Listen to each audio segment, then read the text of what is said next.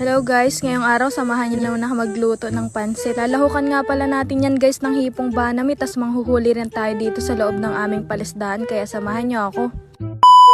Oh, hello mga kamis na padaan. Ngayong araw nga pala samahan niyo ako manghuli ng hipong banami. Dito nga lang pala ako manghuhuli guys sa loob ng aming palisdaan. At sasamahan nga pala ako guys manghuli ni tatay kasi kung ako lang manghuhuli baka hapon na hindi pa ako tapos. So ayun na nga guys, tinulungan na nga pala ako dyan ni tatay manghuli kasi hindi naman ako masyadong expert sa panghuli ng ganito. Shinuong nga lang pala namin yan guys, ang tawag nga pala dun sa kapit ko na white na lambat ay syo. Tas pagkaangat ko nga guys ay may ilang nahuli na din ako, tapos meron na din si tatay. Kaunti nga lang pala guys ang huhulihin natin kasi ipanglalahok lang natin yan sa pansit.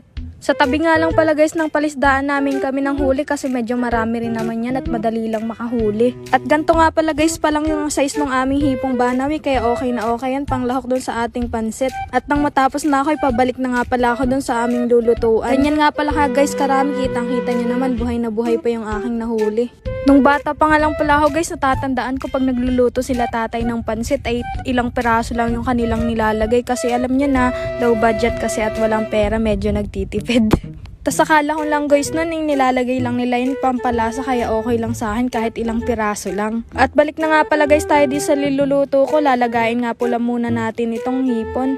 At habang nag-aantay nga pala ako guys nung sa nilalaga kong hipon ay nagluluto nga pala sila kuya dito ng piniritong pugita tapos crispy banami ata to yung ginawa nila nung nakaraan. At grabe guys sa invento nila, talagang pinirito lang nila yung pugita, ewan ko na lang kung kaya nilang ngat-ngatin yan. Pero nilaga naman daw nila guys yan ng ilang minuto kaya ayos lang yan. At balik na nga pala guys tayo dito sa nilaga kong hipon, after nga lang ilang minuto ay ganyan na yung itsura nila.